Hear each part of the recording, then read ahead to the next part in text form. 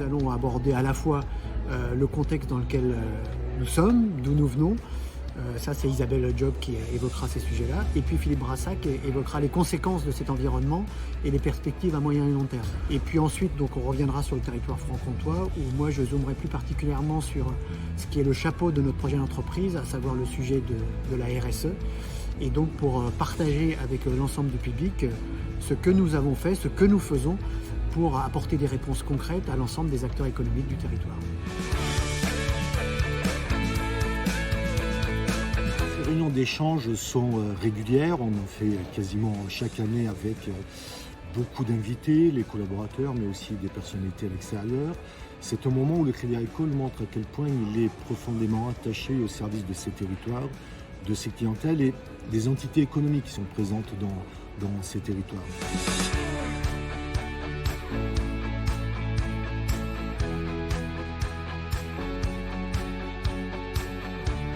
Donc je crois que ça vient d'être évoqué.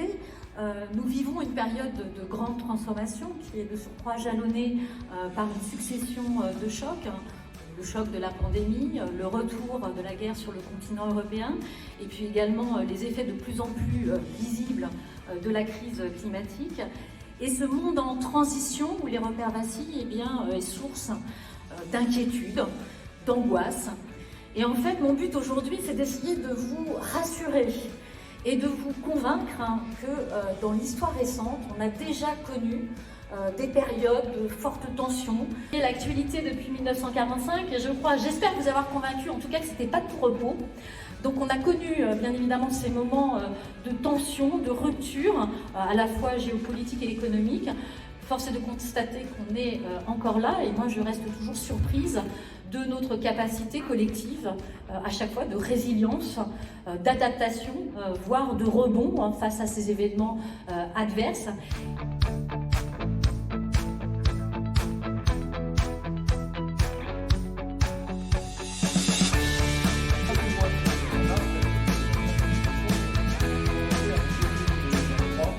Mon plaisir particulier d'être dans la caisse régionale et pardon de faire des jalousies de la caisse locale de Salins. Et il y a des témoins dans cette salle qui peuvent attester que il y a peu de temps, à New York, avec nos équipes de CACIB en anglais, je parle de la caisse locale de Salins. Quand j'étais à Tokyo il y a peu de temps ou à Séoul, je le fais également pour des raisons en fait assez simples et qu'il faut que vous ayez bien tous en tête, c'est que le groupe Crédit Agricole, on le sait, est né initialement de la création de cette toute petite caisse locale de Salins en 1885. Mais du coup, vous êtes dépositaire de la potion magique. Pourquoi je parle de potion magique? Et je le dis avec beaucoup de sérieux, parce qu'il faut bien comprendre que l'idée initiale, la démarche initiale de cette caisse locale en 1885, qui était de venir financer, d'aller au secours d'agriculteurs qui étaient exclus du système bancaire classique, parce que la BNP, la Générale, le Crédit Lyonnais existaient, d'autres banques, de venir au secours de ces agriculteurs pour les financer, participer à cette utilité sociale. Aujourd'hui, on parlerait de RSE et d'utilité sociale.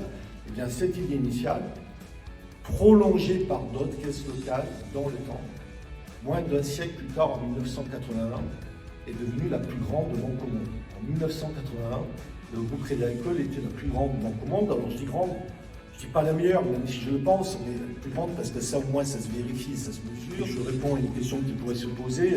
Pourquoi nous sommes non plus que la 10e plus grosse banque au monde? Parce qu'entre les deux, tout de même, les réglementations américaines, la croissance des États-Unis d'Amérique et l'autorisation pour leurs banques d'être non plus au niveau d'un seul État, mais de tous les États, l'apparition de très grosses banques japonaises et chinoises font que nous sommes toujours la 10e banque au monde. Plus loin sur ce programme, peut-être qu'on dira une question, mais on est en 2021 sur la transition énergétique. Je pense que tout le monde comprend bien qu'il y a une vraie urgence à organiser cette révolution qui aurait lieu. Un jour, les énergies fossiles se seraient retirées par rapport à la suite, mais sans doute beaucoup trop tard si on ne pousse pas à cette révolution-là. On est en 2023, aujourd'hui, en avril 2023, on voit bien que nous n'avons pas quitté la crise Covid parce qu'il faut que nous corrigions des déséquilibres qui ont été créés, des déséquilibres qui sont majeurs, je vais y revenir.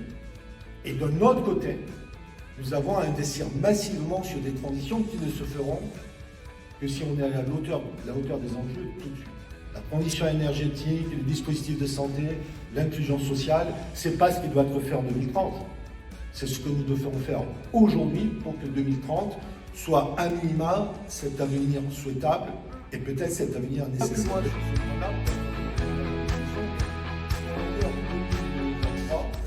J'ai l'impression que je rassure beaucoup. Je ne rassure pas, j'essaie d'expliquer. J'essaie de dire les choses telles qu'elles sont. Je voudrais juste dire que toutes les banques qui sont citées ont des difficultés qui leur sont propres. Il n'y a même pas de propagation entre les banques américaines. Les difficultés de First Republic ne viennent pas de celles de SVB. Ce sont leurs propres difficultés. Il n'y a pas de propagation et il n'y en aura pas.